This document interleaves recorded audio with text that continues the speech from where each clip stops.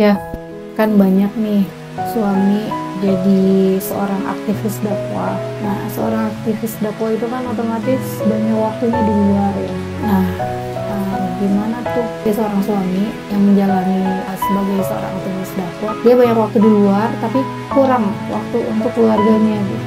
Jadi lebih banyaknya malah ya di luar gitu, bukan banyak waktu untuk keluarganya gitu.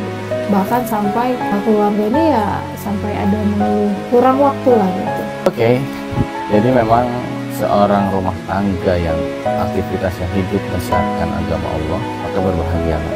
Khususnya seorang istri ketika memiliki seorang suami yang memang dia aktivis dakwah, maka harus sudah paham berarti visi rumah tangganya dinisbatkan untuk Islam, untuk syiar-syiar Islam.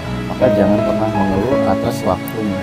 Dan sudah pasti setiap langkah suami yang aktif menyibukkan dalam syiar Islam atau dakwah, maka sang istri pun mendapatkan pahala yang sama apa yang dilakukan oleh suami.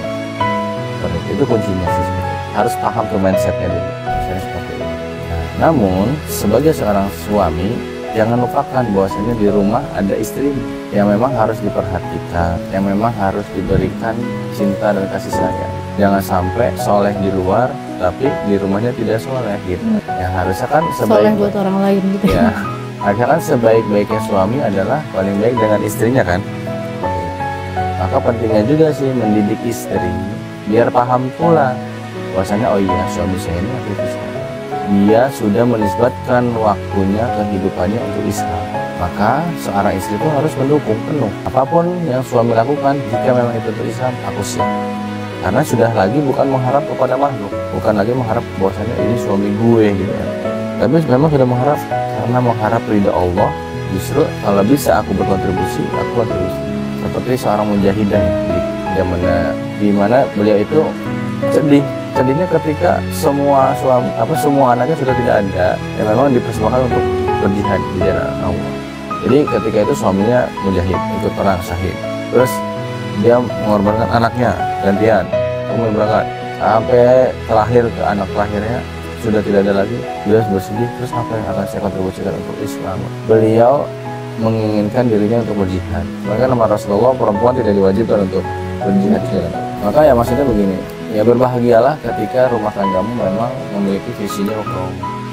Maka saling menguatkan, saling mendukung. Justru ketika suami jauh dari agama Allah, apalagi tidak aktif untuk menyebarkan, apalagi yang dulunya aktivis, begitu nikah nggak aktif, nah itu dipertanyakan, kalau bisa ditegur, kamu ini belum nikah mah soleh, barang udah nikah mah malas gitu kan, mana berarti niat nikahnya untuk apa kan begitu.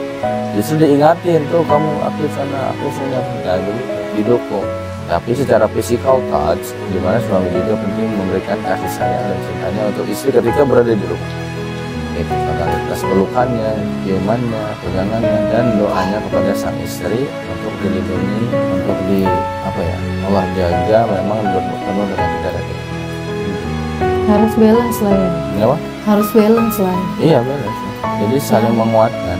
Nah itulah namanya keluarga berkah. Fokusnya itu Allah. Dimana bukan lagi mengharapkan kepada makhluk. Kalau wanita menjadi wanita mukminah, gitu kan? Yang dimana semuanya yang dilakukan hanya mengharap ridha Allah Subhanahu Wa Taala.